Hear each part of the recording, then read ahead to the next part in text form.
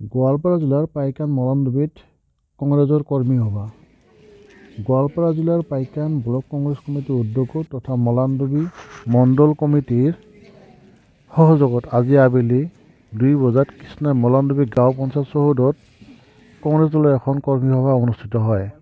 মলানদুবি মণ্ডল কংগ্ৰেছৰ সভাপতি চিৰাজউদ্দিন আহমেদৰ সভাপতিত্বত অনুষ্ঠিত আজিৰ কৰ্মী সভাখনত সভাৰ উদ্দেশ্য ব্যাখ্যা কৰে যুৱ কংগ্ৰেছী চাহাবুল আলীয়ে আৰু আঁত ধৰে যুৱ নেতা কাজিমুদ্দিন আহমেদে।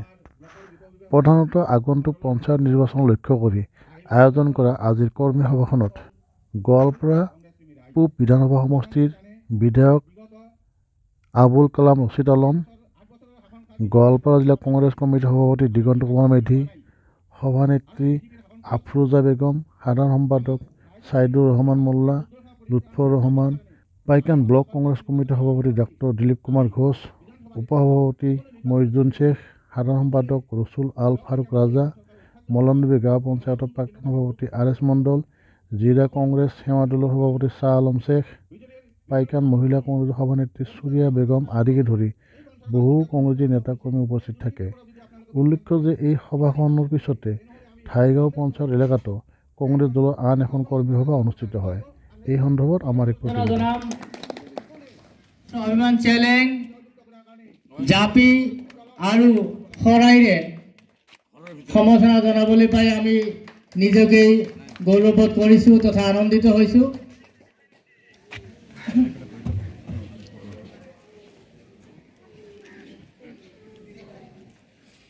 ইছাতি উলেমা সন্থাৰ পৰা আমাৰ মৰমৰ বিধায়কগৰাকীক আৰবী ৰুমালেৰে তেওঁলোকে সম্বৰ্ধনা যাচিব বুলি সন্থাই আহিছে আৰু সম্বৰ্ধনা যাচিব জাহাংগীৰ আলম আৰু ইছাতি উলামাৰ সন্থাৰ সদস্য আৰু বিষয়ববীয়াসকলে।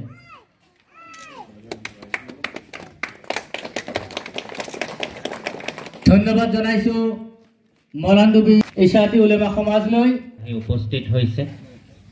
আমাৰ সকলোৰে আদৰৰ সকলোৰে সন্মানৰ আমাৰ বিধায়ক মহোদয় মাননীয় এ.কে. ৰছিদ আলম ডাঙৰীয়া, আমি তেখেতক লৈ গৌৰৱান্বিত। কিয় সেইকাৰণে মই দুই এষাৰ কথা ক'ম বুলি মই ভাবিছোঁ। হয়তো বিগত 2-3টা নিৰ্বাচন গৈছে, মই কৃষ্ণাইত মই অহা নাই। বিভিন্ন ঠাইত বিধায়কৰ নিৰ্দেশ মৰ্মে মই বিভিন্ন অঞ্চলত গৈ তৃণমূল পৰ্যায়ত গাঁও পৰ্যায়ত মই কাম কৰিছোঁ। গতিকে আপোনালোকক আজি মই পাই মই কিছুমান কথা মনৰ কথা মই ব্যক্ত কৰিম। আমাৰ যিজন বিধায়ক, এওঁক মই বা আমাৰ কৰ্মীসকলে আমি বিধায়ক হিচাপে নহয়, এজন চকীদাৰ হিচাপে আমি জানো। এই সমষ্টিক 2016ৰ পৰা আজিলৈকে কিমান যে প্ৰত্যাহ্বানৰ মাজেদি এই সমষ্টিখনক তেখেতে নিৰাপত্তা দি আহিছে, তাৰ এটা উদাহৰণ হ'ল তেখেতে বহলাই ক'বহিত হ'ল NRCৰ সময়ত যেনেকৈ আমাক আমাৰ আই মাতৃসকলক 48 লেডিজ কি কৰিছিল, NRCৰ আওতাৰ পৰা বহিৰ্ভূত কৰিছিল। এখেতৰ নেতৃত্বত কোটি কোটি টকা জমিয়তৰ head Arshad Madani, all India জমিয়তৰ হেড আৰশাদ মাদানী ডাঙৰীয়াৰ নেতৃত্বত তেখেতে এটা কথা কৈছিল, ৰছিদ তুম দস্তাবেজ লেকৰ আও, পইচা জিতনা চাহিয়ে হাম দেংগে। পইচা দিছে আমাৰ বিধায়কসকলে দিছে, ৰকিবুল হুছেইন চাহাবৰ নেতৃত্বত গৌৰৱ গগৈ চাহাবে দিছে, দেৱব্ৰত শইকীয়া, ৰেকিবুদ্দিন আহমেদ সকলো বিধায়কে দিছে। কিন্তু কিমান টকা দিছে? সবতকে বেছি টকা দিছে জমিয়তৰ আৰশাদ মাদানী চাহাবে। কোটি কোটি টকা। এটা কেছ যদি এপিয়াৰ কৰে, এটা আপিল দিবলৈ হ'লে, এটা কেছ যদি কোৰ্টত যদি এপিয়াৰ কৰিব লাগে, নট মোৰ দেন 10 লাখ, 10ৰ পৰা 15 লাখ 20 লাখ টকা এদিনৰ খৰচ।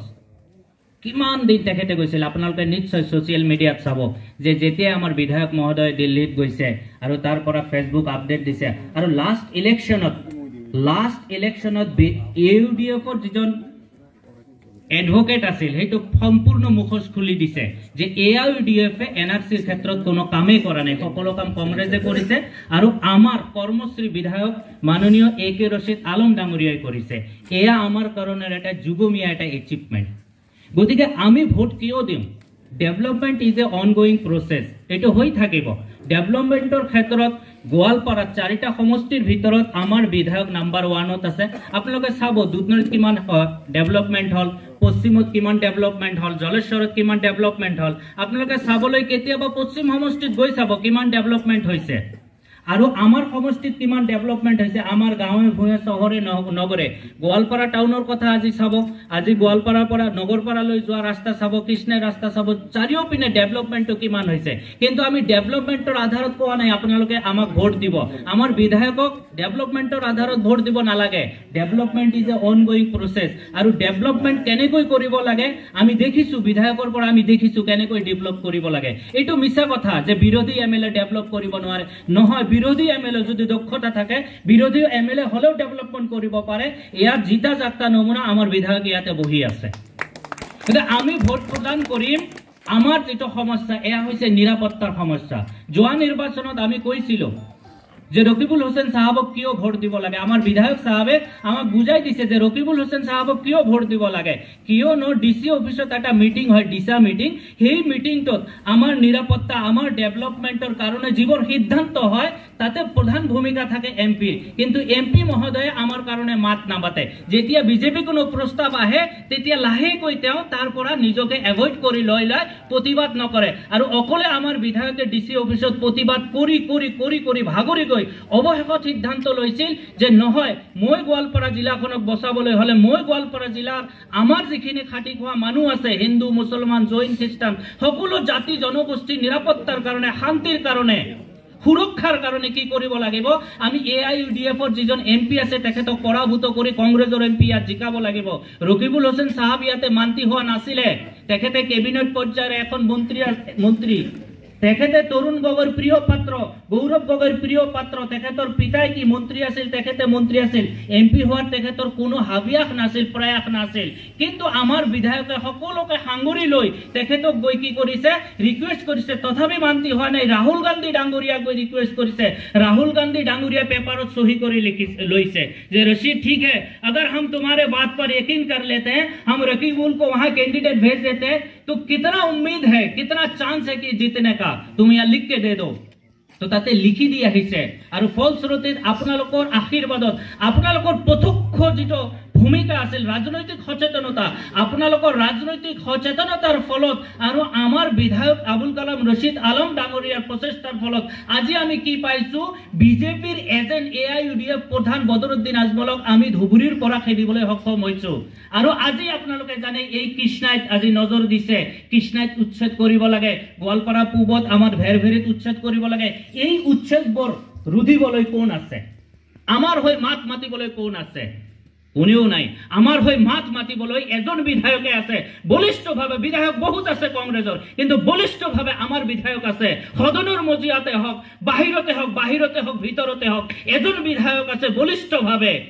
এই সকলো জাতি জনগোষ্ঠী গোৱালপাৰাৰ জনসাধাৰণৰ কাৰণে যিজনে মাত মাতি আহিছে সেয়া আমাৰ বিধায়ক আবুল কালাম ৰছিদ আলম ডাঙৰীয়া। গতিকে আমি ভোট প্ৰদান কৰিম আমাৰ নিৰাপত্তাৰ কাৰণে, আমি ভোট প্ৰদান কৰিম আমাৰ শান্তিৰ কাৰণে, আমি ভোট প্ৰদান কৰিম আমাৰ সুৰক্ষাৰ কাৰণে। ইয়াত ভাতৃত্ববোধ, হিন্দু, মুছলমান, জৈন, খ্ৰীষ্টান, আমাৰ ইয়াতে হিন্দু সম্প্ৰদায় আই মাতৃসকল বহি আছে, আমাৰ মুছলমান আই মাতৃয়ে হওক, হিন্দু আই মাতৃয়ে হওক। माँ तो माँ होता है ना, वो हिंदू होता है ना मुसलमान होता है। हर इंसान माँ के पेट से जन्म लेता है। लेकिन बीजेपी का बात यह है कि मुसलमान का महिला बच्चा जन्म देने वाला मशीन है। ইয়াত কৈ নিলজ্জ কথা আৰু কি হ'ব পাৰে। সেই দলটোক প্ৰত্যাহ্বান দিবলৈ হলে আমি একত্ৰিত হ'ব লাগিব। আল্লাহ সুবহানাহু ওয়া তাআলা কোৰআনত কৈছে যে তোমালোকে আল্লাহৰ ৰছী শক্ত কৰি ধৰা, মজবুত কৰি ধৰা। तुम अल्लाह को रस्सी को मजबूत करके पकड़ो, तुम फिरकों में ना बटो। তোমালোকে বিভিন্ন দলত বিভক্ত নহবা। তার মানে আমি একত্রিত হই থকাটোৱে আল্লাহৰ ৰছী মজবুত কৰি ধৰা।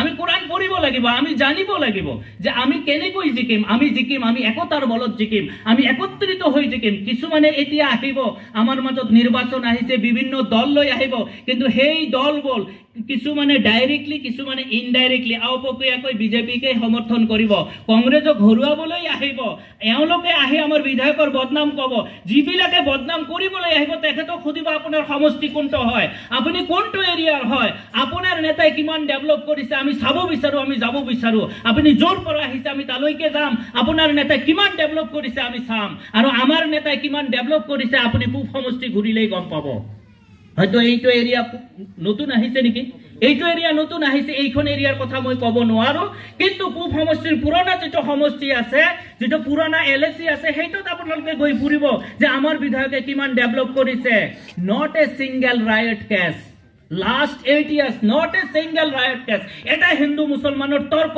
হওয়া নাই আমার বিধায়কের ক্রেডিট এদিন এখন আমার বিধায়কে কেতিয়াও ফোন করে কংগ্রেসের কোনো কর্মীক বসাবলৈ কোনো থানাত ফোন করা নাই আমাক সকিয়নি দিছে তোমালোকে ৰাইজৰ হৈ কাম কৰা কোনো থানাত গৈ বিপদত পৰি মোক ফোন নকৰিবা মই থানাত ফোন কৰাৰ কাৰণে বিধায়ক হোৱা নাই সকলো জাতি জনগোষ্ঠীক নিৰাপত্তা দিয়াৰ কাৰণে মই বিধায়ক হৈছো সেই কাৰণে মই অন্তকৰণৰ পৰা মই মোৰ জীৱনত সমস্তখিনি ত্যাগ কৰি বিধায়কৰ লগত 2014 পৰা মই আছো আপোনালোকে মোক লাহে লাহে গম পাব যে মই এজন সাধাৰণ এজন জনাব হিচাপে মই প্ৰফেশনালি মই ফাৰ্মাসিষ্ট দাদাই মোক 2014 ঘৰৰ পৰা টানি আনিছে মোক কৈছে তোমাৰ প্ৰয়োজন আছে লুৎফৰ এই জিলাখনৰ কাৰণে আমাৰ মানুহৰ কাৰণে আমাৰ মানুহ বলতে মুছলমান নহয় হিন্দু নহয় আমি সকলোৱে যিখিনি মানুহ ইয়াতে বসবাস কৰি আছো আমাৰ শান্তি নিৰাপত্তা উন্নয়ন সুৰক্ষাৰ কাৰণে আমাৰ লৰা ছোৱালীৰ ভৱিষ্যতৰ কাৰণে আমাৰ এডুকেশ্যনৰ কাৰণে আমাৰ ধৰ্মীয় স্বাধীনতাৰ কাৰণে কি কৰিব লাগিব আমি ৰাজনীতি কৰিব লাগিব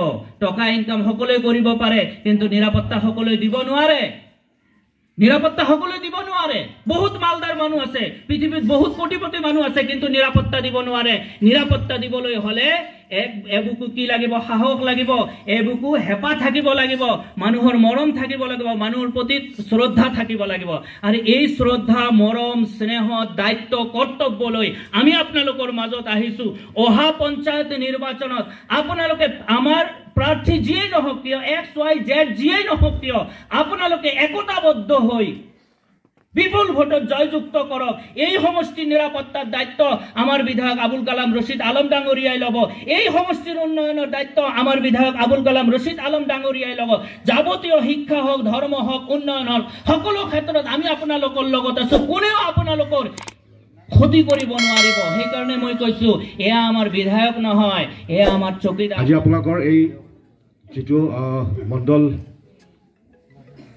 যিখন এখন আজি সভা এখন কৰ্মী সভা আহ্বান কৰিছে সঁচাকৈ মই খুব ভাল পাইছোঁ মই আনন্দিত হৈছোঁ মই দেখিছোঁ আমাৰ কৃষ্ণাই নিচিনা এখন ঠাইত আমাৰ সংগঠন খুবেই মজবুত আৰু মই ইয়াতে মই সকলোকে মই এটা অনুৰোধ জনাম বিশেষকৈ আমাৰ ব্লক সভাপতিক মই অনুৰোধ জনাম যিহেতু আমাৰ পঞ্চায়ত খুবেই ওচৰত আমাৰ পঞ্চায়তৰ কাৰণে আমি সাজু হ'বলৈ আমি লগীয়া হৈছে আমাৰ যিখিনি মণ্ডল আছে মণ্ডল কংগ্ৰেছ কমিটিসমূহ তেখেতক মই এই সভাৰ মাধ্যমেৰে তেখেতক খুব ততাতৈয়াকৈ জমা দিবলৈ মই অনুৰোধ জনাম আৰু আমাৰ মাজত উপস্থিত থকা মহিলা কংগ্ৰেছ সভানেত্ৰী মহিলাকো মই অনুৰোধ জনাম তেখেতৰ যিখিনি কমিটি থাকে ব্লককে আদি কৰি আমাৰ মণ্ডলৰ মহিলা কংগ্ৰেছ কমিটিসমূহকো এই সময়ত সকলোৱে মানে আমি কোমৰত টঙালি বান্ধিবলৈ হ'ল এতিয়া আমি যদি আমাৰ এখন চৰকাৰ সুস্থ চৰকাৰ আমি বিচাৰোঁ সকলোৱে জানে আমি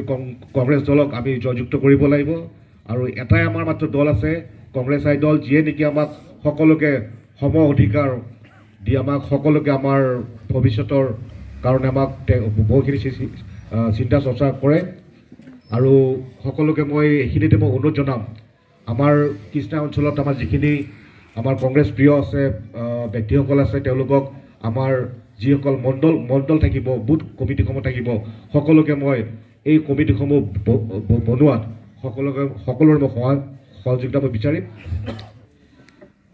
আজি যি কাৰ্যনিৰ্বাহ সভা ইয়াতে পাতিছে দেখি খুবেই আনন্দিত লাগিছে মোৰ ভাল লাগিছে ইয়াতে দেখি মানুহখিনি যিখিনি ইয়াতে গোট হৈছে ভালে হৈছে আৰু যি আমাৰ মণ্ডল বুথ আৰু মহিলাৰ মণ্ডল যিখিনি আছে ইয়াতে আপোনালোকে সহযোগ কৰিব যাতে ইয়াতে গোটবিলাক ঠিক কৰে আপোনালোকে কমিটিবোৰ গোটবিলাক ঠিক কৰি ল'ব আৰু যিহেতু আজিৰ মিটিংখন আমাৰ আগন্তুক পঞ্চায়ত নিৰ্বাচনৰ ওপৰত হৈছে। আপোনালোকে যি প্ৰাৰ্থী নহওক আমাৰ কংগ্ৰেছ দলৰ আপোনালোকে সহায় সহযোগিতা কৰিব। যিহেতু আপোনালোকে জানে আমাৰ যি চৰকাৰ বিজেপি চৰকাৰ যেনে অত্যাচাৰ কৰি আছে, আমাৰ ৰাইজৰ ওপৰত যেনেকুৱা অত্যাচাৰ আৰু মূল্যবৃদ্ধিয়ে কওক আৰু যিকোনো অত্যাচাৰে হওক আমাৰ ওপৰত কৰি আছে, আমাৰ ৰাইজে ভালকৈ জানে। তাৰ কাৰণে আপোনালোকে এতিয়া নতুন সমষ্টি কৰিছে, আগতে নাছিল, কিন্তু এতিয়া চাব আমাৰ বিধায়ক মহোদয় যিখিনি উন্নতি কৈছে, আগৰ বক্তাই কৈ গৈছে, আমাৰ আলহাজ লুৎফৰ হাজী সাহেব কৈ গৈছে, যিখিনি উন্নতি কৰিছে আমি জানো। পূব সমষ্টিৰ আমি গম পাওঁ আমাৰ বিধায়ক মহোদয় কেনেধৰণৰ ডেভেলপমেণ্ট কৰিছে। আৰু যিহেতু এইটো নতুন পৰিছে আপোনালোকে এতিয়া গম পাব, তেওঁ বহুত মানে শক্তিশালী এজন বিধায়ক আৰু তেওঁৰ দক্ষতা আপোনালোকে এছেম্বলিতে হওক বা যিকোনো মেল মিটিঙতে হওক, কংগ্ৰেছৰ হৈ বা আমাৰ ৰাইজৰ হৈ তেওঁ সদায় থাকে। আমি গম পাওঁ, আমি যিকোনো বিপদত পৰিলে তেওঁ এটা কল কৰিলে মানে যিকোনো মানুহৰে হওক ৰাইজৰে হওক, ৰাতি হওক বা দিনতে হওক, যিকোনো টাইমতে যদি কেতিয়াবা বিপদত পৰি ফোন কৰিছোঁ বিধায়ক মহোদয়ক, তেওঁ ফোনটো ৰিচিভ কৰিব আৰু যিকোনো মানুহৰ বিপদৰ পৰা উদ্ধাৰ কৰিব। আপোনালোকে এতিয়া গমেই পাব। আৰু মই যিহেতু 5 বছৰ জিপি প্ৰেচিডেণ্ট আছিলোঁ মোৰ এৰিয়াত বুধুচৰ জিপি, মই গম পাওঁ আমি যিখিনি কৰিব পৰা নাই চৰকাৰৰ কাৰণে, কিন্তু আমাৰ বিধায়ক মহোদয় যিখিনি কৰি দিছে মোৰ এলেকাত এৰিয়াত, আপোনালোকে কেতিয়াবা গ'লে চাব। এইবাৰো যিখিনি কৰিছে, ৰাস্তা আহিছিল, এই 5টা ৰাস্তাই মানে আমাৰ এৰিয়াত দিছে। মানে মোৰ এৰিয়াত ক'বলৈ গ'লে মোৰ এৰিয়াত এতিয়া ৰাস্তা নাই, বেয়া ৰাস্তা নাই, গোটেইখিনি আমাৰ বিধায়ক মহোদয় কৰি দিছে। আৰু তাৰ উপৰিঞ্চি যিমান ডাঙৰ ডাঙৰ বিপদ বা যিমান কাম কৰিছে আপোনালোকে এতিয়া গম পাব। নতুন সমষ্টি পৰিছে, এতিয়া বিধায়ক মহোদয় এইপিনেও কৰিব আপোনালোকৰ কাম। আৰু যি কি নহওক, এতিয়া পঞ্চায়ত নিৰ্বাচন যিহেতু সমাগত হৈছে, আপোনালোকে যিকোনো বিজেপিৰ মানুহ হওক বা যিকোনো দলৰ মানুহে হওক যদি আহে আপোনালোকক ফুচলাব, আপোনালোকৰ আগত বহুত দুৰ্নাম কৰিব, বিধায়ক মহোদয়ৰ দুৰ্নাম কৰিব, কংগ্ৰেছৰ দুৰ্নাম কৰিব বা কংগ্ৰেছৰ কিছুমান নেতাৰ দুৰ্নাম কৰিব। কিন্তু আপোনালোকক অনুৰোধ জনাম মই, আপোনালোকে ভুল নাযাব, সেইসকলৰ কিহত আপোনালোকে ভুল নাযায়, আপোনালোকে এক মাৰ বান্ধি একলগে সকলোৱে যাতে আমাৰ কংগ্ৰেছক যাতে আপোনালোকে জিকায়, এইখিনি আশা ৰাখি আৰু বিশেষ নকওঁ। আৰু এটা মিটিং আছে, যদি কিবা মোৰ ইয়াতে ভুল হয় আপোনালোকে ক্ষমা কৰি দিব। কংগ্ৰেছ চাই জিন্দাবাদ, একে ৰচিদ আলম জিন্দাবাদ। আপোনালোকে জানে বিগত 6 বছৰ 8 বছৰৰ শাসনকাল, বিজেপিৰ শাসনকালত আপোনালোকে আমি কি পাইছোঁ আৰু কি পোৱা নাই। আৰু এই বিজেপিৰ শাসনকালত আমাক ৰাইজৰ যি দুৰ্দশা, এই দুৰ্দশা পৰিত্ৰাণ পাবৰ কাৰণে আমি অহা পঞ্চায়ত নিৰ্বাচনৰ পৰা আৰম্ভ কৰি আমি বিধানসভা নিৰ্বাচন, সকলো নিৰ্বাচনতে যদি আমি সকলোৱে লগে লগে আমি যদি এইখন চৰকাৰক উৎখাত কৰিব নোৱাৰোঁ, তেনেহ'লে আগন্তুক দিনত আমি বহুতো ভোগ কৰিব লগা হ'ব। সকলো বয় বস্তুৰ মূল্য বৃদ্ধিৰ পৰা আৰম্ভ কৰি, বিজুলীৰ বিলৰ পৰা আৰম্ভ কৰি, অফিচৰ কামৰ কাজৰ পৰা আৰম্ভ কৰি এইখন চৰকাৰে যেতিয়া দুৰ্নীতি আৰম্ভ কৰিছে, এই দুৰ্নীতিৰ পৰা যদি আপোনালোকে পৰিত্ৰাণ বিচাৰি পাব খোজে, তেনেহ'লে আমি কংগ্ৰেছ দলক এইখন অসমত কংগ্ৰেছ দলৰ চৰকাৰ আনিব লাগিব। আৰু সেইখন কংগ্ৰেছ দলৰ চৰকাৰ আনিব লগা হ'লে আমি সকলোৱে কংগ্ৰেছ দলক ভোট দি জয়যুক্ত কৰাৰ কাৰণে আমাৰ কংগ্ৰেছ দলৰ হাত মজবুত কৰিব লাগিব। দলীয় মিটিং কৰা নাই, আজি প্ৰথম আহিয়ে মলানডুবি মণ্ডল কংগ্ৰেছ যে শক্তিশালী, বুথ কংগ্ৰেছ যে শক্তিশালী, মই আজি প্ৰমাণ পাইছোঁ আজিৰ উপস্থিতি। ধন্যবাদ দিছোঁ। ইয়াত কংগ্ৰেছ দল শক্তিশালী হৈ আছে, এইটো প্ৰমাণ দিছে। গতিকে তথাপিতো মই দলৰ সম্পৰ্কত এষাৰ কথা কওঁ, বেয়া পাব নালাগে। যিহেতু পঞ্চায়ত নিৰ্বাচন আহিছে, আপোনালোকে অতি সোনকালে বুথ কমিটি যদি আছে ভালে, আৰু যদি কোনোবা মানুহক যদি বুথ কমিটিত ল'ব লাগে লওক, আৰু যদি কোনোবা ইনেক্টিভ আছে বাদ দিয়ক। সভাপতিবিলাক যদি ঠিকে আছে ঠিকে থাকক। মুঠৰ ওপৰত যিমান বুথ কমিটি এই মাহৰ ভিতৰত মণ্ডল কংগ্ৰেছৰ হাতত জমা দিয়ক। মণ্ডল কংগ্ৰেছে ব্লক কংগ্ৰেছত দিব, ব্লক কংগ্ৰেছে আকৌ জিলাত দিব। গতিকে ডিচেম্বৰ মাহৰ ভিতৰত গোটেই কামখিনি, আজি ইয়াতে আমি গোটেই নেতাসকল আহিছোঁ, এনেকুৱা মিটিং কৰিব লাগিব। কিন্তু আচল কথা হ'ল বুথ কমিটিটো। বুথ শক্তিশালী হ'লেহে দল শক্তিশালী হ'ব। ৰাহুল গান্ধী চৰকাৰ আনিব নোৱাৰে, পঞ্চায়ত জিকাব নোৱাৰে, ময়ো নোৱাৰোঁ, কোনেও নোৱাৰে। কোনে কৰিব? বুথ কমিটিয়ে কৰিব।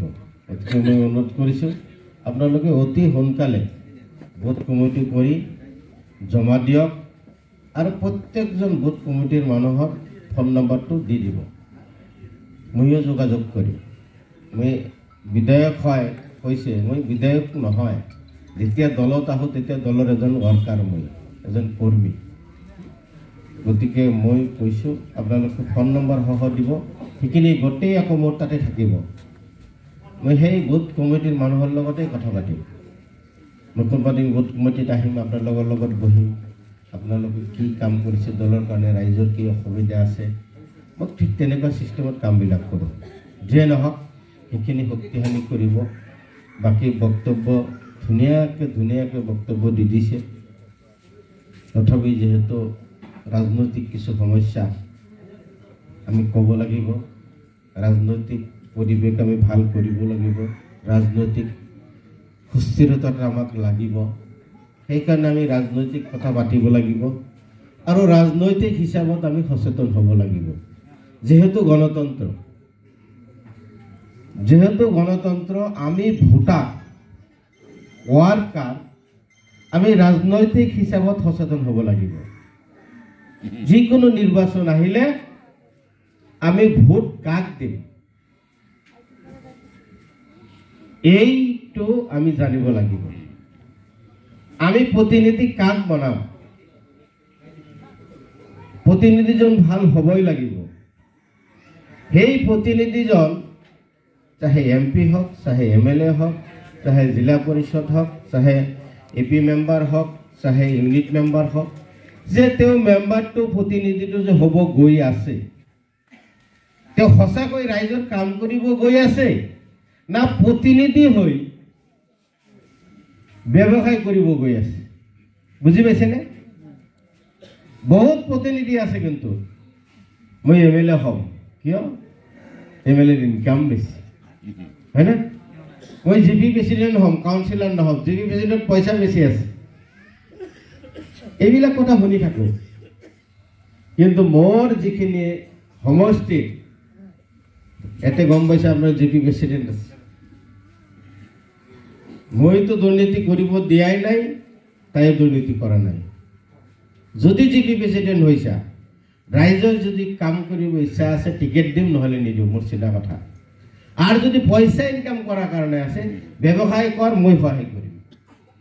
মই এই সভাখনতে ক'লোঁ, যিসকল প্ৰতিনিধি হ'ব বিচাৰিছে তেওঁলোকক মই অনুৰোধ কৰিম, যদি পইচা কামাব ইচ্ছা আছে তেনেহ'লে ৰাজনৈতিক কৰিব নাহিব, প্ৰতিনিধি হ'ব নাহিব, ৰাইজৰ প্ৰতিনিধি হ'ব নাহিব। মই অনুৰোধ কৰিম, সঁচাকৈ যদি মানুহৰ কাম কৰিব এটা মন আছে, যে মই ৰাইজক সেৱা কৰাৰ কাৰণে ভাল পাওঁ। আজি আমি প্ৰত্যেকটো ব্যক্তিয়ে কি কৰোঁ? মানৱ সেৱা কৰোঁ, হয়নে? মই বিধায়ক, মই ৰাইজৰ সেৱা কৰিবৰ কাৰণে ওলাই আহিছোঁ। মই এটা কংগ্ৰেছৰ দলটো সেৱা কৰাৰ মাধ্যম হিচাপত বাছি লৈছোঁ। ইয়াতে আমাৰ ৰিপৰ্টাৰসকল আছে, তেওঁলোকেও কিন্তু ৰাইজৰ সেৱা কৰি আছে। তেওঁ কি বাছি লৈছে? তেওঁ এটা চেনেল বাছি লৈছে। অৰ্থটো কি? তেওঁৰ আচৰণটো সেই চেনেলটো লৈ পইচা কামোৱা নহয়, সেই চেনেলটোৰ উদ্দেশ্য হ'ল ৰাইজক সেৱা কৰা, হয় না? এই কথাবিলাক আমি বুজিব লাগিব। ঠিক প্ৰত্যেকেই তেনেকুৱা, কোনোবা ক্লাব বাছি লৈছে, কোনোবা AGP দল বাছি লৈছে, কোনোবা BJP দল বাছি লৈছে, কিন্তু উদ্দেশ্য তাৰ নিয়ম ঠিক থাকিব লাগিব কি যে আমি ৰাইজৰ সেৱা কৰিব লাগিব। আৰু যদি কৈছে নহয় মই উপাৰ্জন কৰিম, তেনেহ'লে তাৰ ভৱিষ্যত নাই, এবাৰ আছে পিছত আৰু নাই। আৰু সেইকাৰণে আমাৰ ভোটাৰসকল, আমাৰ কৰ্মীসকল সকলোৱে ৰাজনৈতিক হিচাপত সচেতন হ'ব লাগিব। আজি পঞ্চায়ত ইলেকশ্যন আহি আছে, ইউনিট মেম্বাৰ হ'ব, কাউন্সিলৰৰ AP মেম্বাৰ যাক কয় সেইটো হ'ব, জিলা পৰিষদ হ'ব, GP প্ৰেচিডেণ্টটো আকৌ ইউনিট মেম্বাৰৰ পৰা হ'ব লাগিব। এতিয়া ইউনিট মেম্বাৰজন প্ৰত্যেকটো ইউনিট মেম্বাৰ ভাল বাচিব লাগিব, কাৰণ তাৰে পৰা কেইটাজন GP প্ৰেচিডেণ্ট হ'ব। গতিকে চবে ভাবিব যে আমাৰ যিজন প্ৰতিনিধি বনাম সেইজন প্ৰতিনিধি উপযুক্ত হ'ব লাগে, সি যেন GP প্ৰেচিডেণ্টৰ উপযুক্ত হয়, এনেকুৱা এজন আপোনালোকে বাছি ওলাব। ঠিক তেনেকুৱাকৈ কাউন্সিলৰজন AP মেম্বাৰজনকো বাচিব, তেওঁ আকৌ ব্লকৰ সভাপতি হ'ব পাৰে যেন মই বনাব পাৰোঁ তেওঁক, এনেকুৱা এজন বাছি দিব যে মই যেন তেওঁক ব্লকৰ সভাপতি বনাই দিব পাৰোঁ, মানে আঞ্চলিক সভাপতি। ঠিক জিলা পৰিষদৰ তেনেকুৱা দিব ভাল এজন ব্যক্তিক। এতিয়া খোলা কথা, মোৰ অপেন কথা কৈ গৈ আছোঁ, আজি পিছত সময় পামনে নাই। এতিয়া জিলা পৰিষদ বহুত কেণ্ডিডেট হ'ব, টিকেটটো এজনে পাব, হয় না? মই ৰাইজৰ সন্মুখত কৈছোঁ, ৰাইজৰ আগত চবে কথা দিব লাগিব।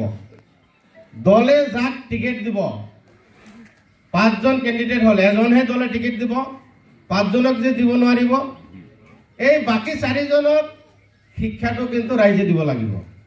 মোৰ চিধা কথা, ৰাইজৰ সেৱা কৰবাৰ কাৰণেহে আহিছা। দলে যদি তোমাক বিচৰা নাই, দলে মানে ৰাইজে বিচৰা নাই কাৰণে দলে বিচৰা নাই, তুমি আকৌ ইণ্ডিপেণ্ডেন্স কিয় আহিছা, বেলেগ দল লৈ কিয় আহিছা, চিধা কথা কৈ দিব। আৰু মই এইখিনি কোৱাৰ অৰ্থে হ'ল ৰাইজৰ ফালৰ পৰা যাক ক'ব, ৰাইজ মানে আমাৰ কংগ্ৰেছ দলৰ সাধাৰণ কৰ্মী, ভোটৰ পৰা সাধাৰণ কৰ্মীয়ে যাক ক'ব, আৰু সেইটো অপেন কথা কৈছোঁ, সেই তেওঁহে কংগ্ৰেছ দলৰ টিকেট পাব।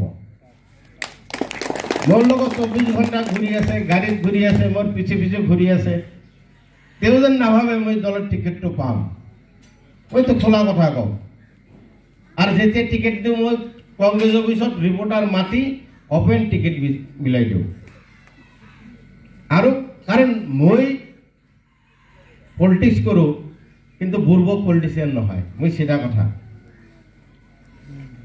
কাৰণ যিগৰ দায়িত্ব মই টিকেট দিম, যিগৰ দায়িত্বটো মই ল'ব নোৱাৰিম, সেইকাৰণে মই কি কৰোঁ, সাধাৰণ কংগ্ৰেছ কৰ্মীৰ হাতত এৰি দিওঁ যে তোমালোকে টিকেট দিয়া, জিকাৰ দায়িত্ব তোমালোকে লোৱা, মই ল'ব নোৱাৰিম। মোৰ চিধা কথা। মোক মাতিলে মই কেম্পিং কৰিব আহিম আমাৰ কেণ্ডিডেটৰ হৈ। গতিকে মই আজি সুযোগতে এই কথাখিনি ক'লোঁ, যি নেতা ৰাইজৰ লগত ভাল, যি নেতাই সাধাৰণ ৱাৰ্কাৰৰ লগত ভাল, সেই নেতাই কংগ্ৰেছ দলৰ টিকেট পাব। মোৰ খোলা কথা।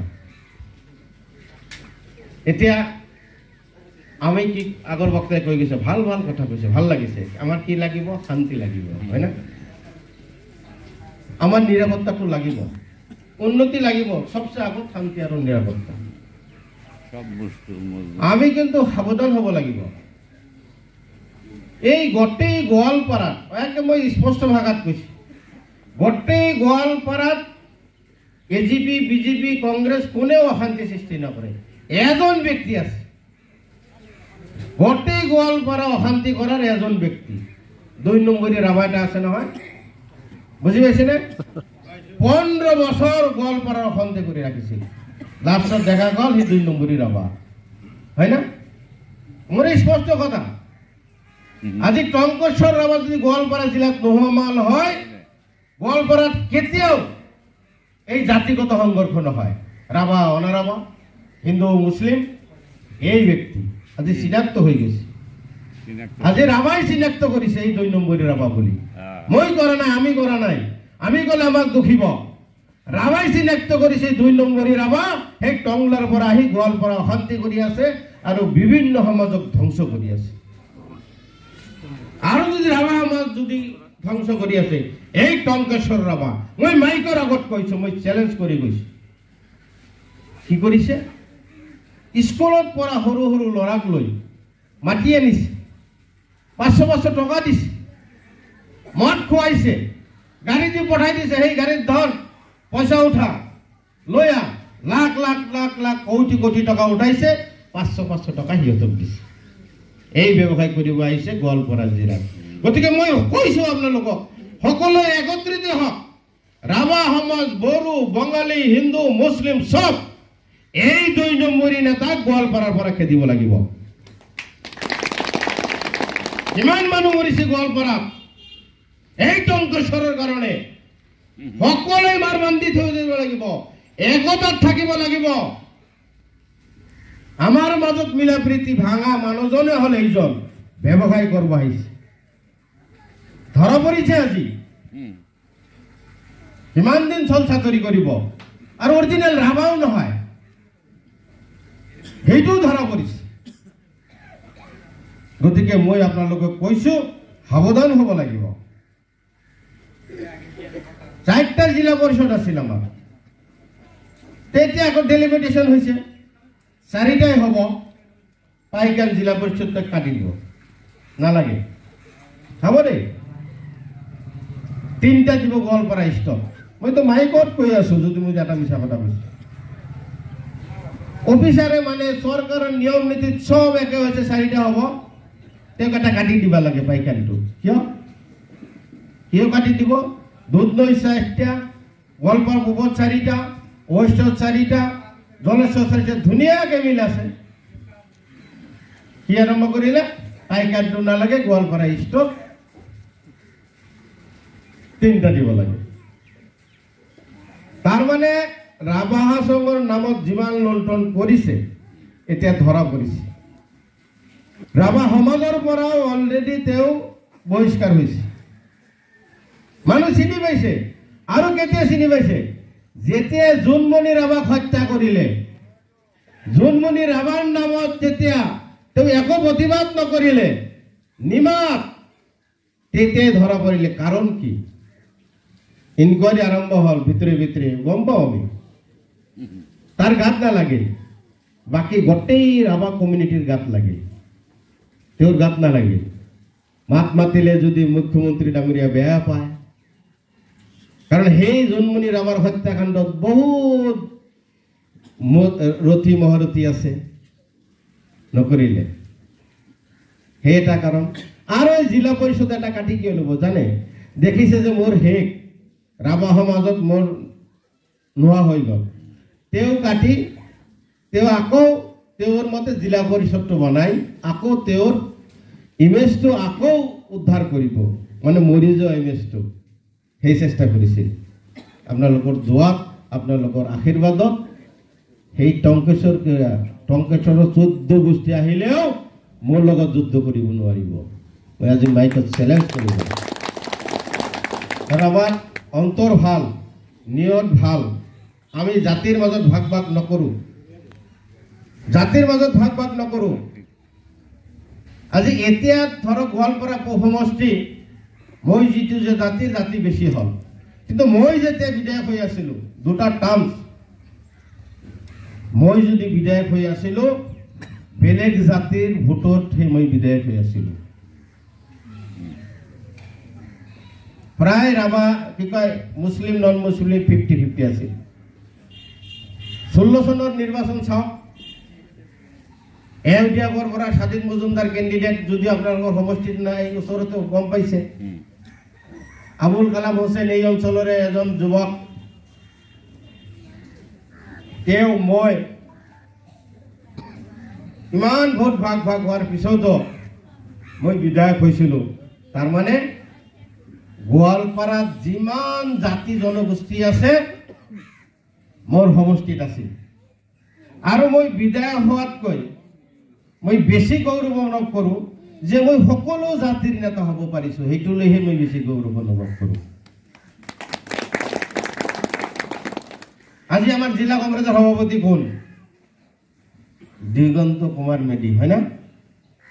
মই ইয়াতে উদাহৰণ দি আছো, একে কয় কংগ্ৰেছ। আজি পাইকান ব্লক হৈছে, এতিয়া পাইকান ব্লক কংগ্ৰেছ সভাপতি কোন? দিলীপ কুমাৰ ঘোষ, হয় না? একেই কয় কংগ্ৰেছ, একেই কংগ্ৰেছ কয়। গতিকে মই আপোনালোকক কৈছো যে আমাৰ মাজত কোনো জন ভাগ ভাগ কৰিব নোৱাৰে, আমি সকলো এক হৈ থাকিম। ভাগ ভাগ কৰাৰ কাৰণে বহুতে লগাই দিব।